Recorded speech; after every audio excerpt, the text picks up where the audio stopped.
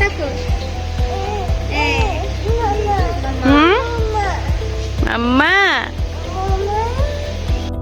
খুব ভোরবেলা ব্যাগ গুছিয়ে পরিবারের সবাই আবার কেন বরিশাল গেলাম। কিছুদিন আগেই তো বরিশাল গিয়েছিলাম, এখন আবার কেন যেতে হচ্ছে। আসসালামু আলাইকুম, this is Rabu from Rabu's dream world. তো দেখতেই পাচ্ছেন আমরা সবাই বরিশালের উদ্দেশ্যে রওনা দিয়ে দিলাম।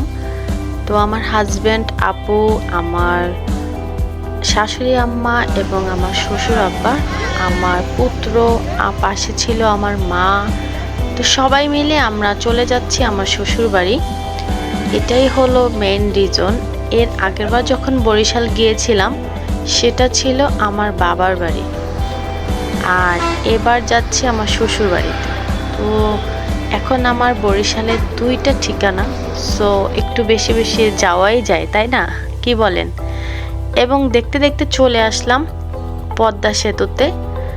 তো পদ্মা সেতু হওয়াতে আমাদের খুবই ভালো হয়েছে জার্নিটা, বিকজ একসময় আমরা লঞ্চে চড়ে যেতাম এবং লঞ্চের কিন্তু অন্যরকম একটা মানে কি বলবো, এত শান্তি।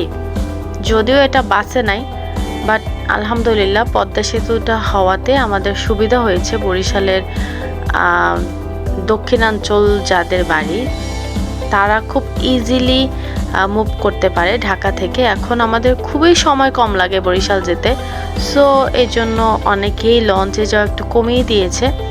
বাট বেশি যদি আমরা শান্তি প্রেফার করি, ডেফিনেটলি লঞ্চে যেতে হবে। এবং লঞ্চের জার্নিটা কিন্তু অনেক বেশি স্মুথ। আমি ভিডিও এডিট করতেছি এখন, বাট আমি গিয়েছি গত এক সপ্তাহ হয়ে গিয়েছে বাড়িতে। যেহেতু এক সপ্তাহ আগে মোটামুটি গ্রামের দিকে একটু শীতের ভাইবস ছিল, আর এখন কিন্তু ফাল্গুন চলে আসছে। সো ফাল্গুন আর উইন্টারের শেষের যে একটা ভাইবস, এটা কিন্তু দারুণ একটা মোমেন্ট। হ্যাঁ, এই রোদও খুব ভালো লাগে, আবার একটু পর গরমও হয়, আবার দেখা যায় ওয়েদারের অন্যরকম একটা সৌন্দর্য আছে। তো আমরা সবাই জানি ফাল্গুন মাস মানেই কিন্তু অন্যরকম সৌন্দর্য। আর যেহেতু ফাল্গুনের একটা আবির্ভাব ছিল ওই সময়, জাস্ট এক সপ্তাহ হলো, গত সপ্তাহতেই আমরা ওখানে ছিলাম। তো আলহামদুলিল্লাহ নেচারগুলো দেখেন এত সুন্দর, আমি জাস্ট তাকিয়েছিলাম। আমি নর্মালি নেচার খুব পছন্দ করি। তো এই যে দেখতেছেন বিল, বা অনেক দেশে কোলা বলে, আমি তো মানে এরকম বিল দেখলে, কোলা দেখলে আমি ছোটবেলায় একদম হারিয়ে যাই। আমাদের বাড়ির পাশে যেহেতু এরকম বিল কোলা ছিল, সো ওই কথা মনে পড়ে যায়। মনে হয় যে এখনই নেমে যাই এবং এখানে গিয়ে বিলের ভিতরে বসে থাকি, দৌড়াদৌড়ি করি, সেই মোমেন্টগুলো ফিল করি আর কি।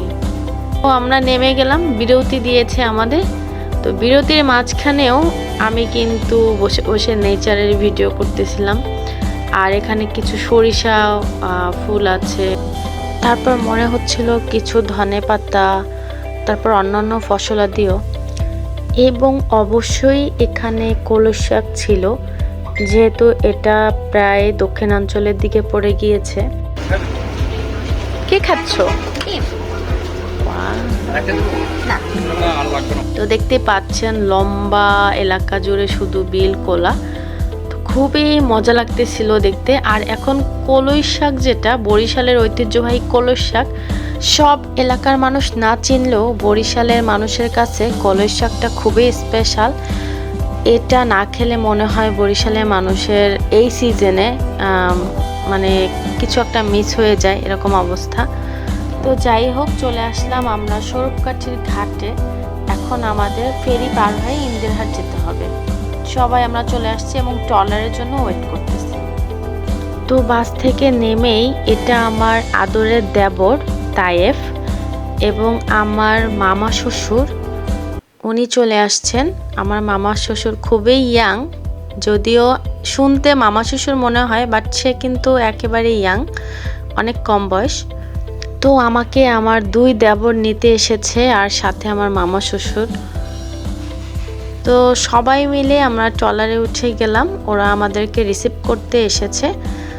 তো খুবই এনজয়েবল একটা মোমেন্ট ছিল, যদিও অনেক ক্লান্ত ছিলাম, বাট ভালো লাগছিল। এখানে এসে ট্রলারে ওঠার পরে মনে হচ্ছে যে একদম রিফ্রেশ লাগতেছিল, কারণ ওই যে নদীর যে বাতাসটা পুরাই আমাদের রিফ্রেশ করে দিচ্ছিল। এটার নাম হলো সন্ধ্যা নদী। আপনারা হয়তো অনেকেই জানেন ইন্দেরহাট কাঠের জন্য খুবই বিখ্যাত। স্বরূপকাঠির ইন্দেরহাট এলাকা বা স্বরূপকাঠি এলাকাটাই আসলে কাঠের জন্য বিখ্যাত, মানে বাংলাদেশে মেবি নাম্বার 1, আমি শিওর জানি না, তবে যতটা শুনেছি এরকম কিছুই। তো এই ট্রলারের জার্নিটা এত মজা ছিল এবং খুবই স্বল্প টাইমে আমরা পৌঁছে যাই ইন্দেরহাট। তো ঘাটে নামার পরে আমরা অটোর জন্য ওয়েট করতেছিলাম। খুবই কাছাকাছি আমার নানা শ্বশুরের বাসা, আমরা সবাই ওখানেই উঠব। আর এই যে দেখতে পাচ্ছেন সে আমার দেবর, আমার ব্লগে অনেক দিন ধরেই আসতে চায়, তো ফাইনালি সে চলে আসছে। অ্যান্ড চারপাশটা এত সুন্দর ছিল, কি বলবো, বলার ভাষা নেই। আমি পুরাই মুগ্ধ। আমার এটা সেকেন্ড টাইম আমার শ্বশুরের এলাকায় যাওয়া। সো মোটামুটি এই ছিল আজকের ভিডিও।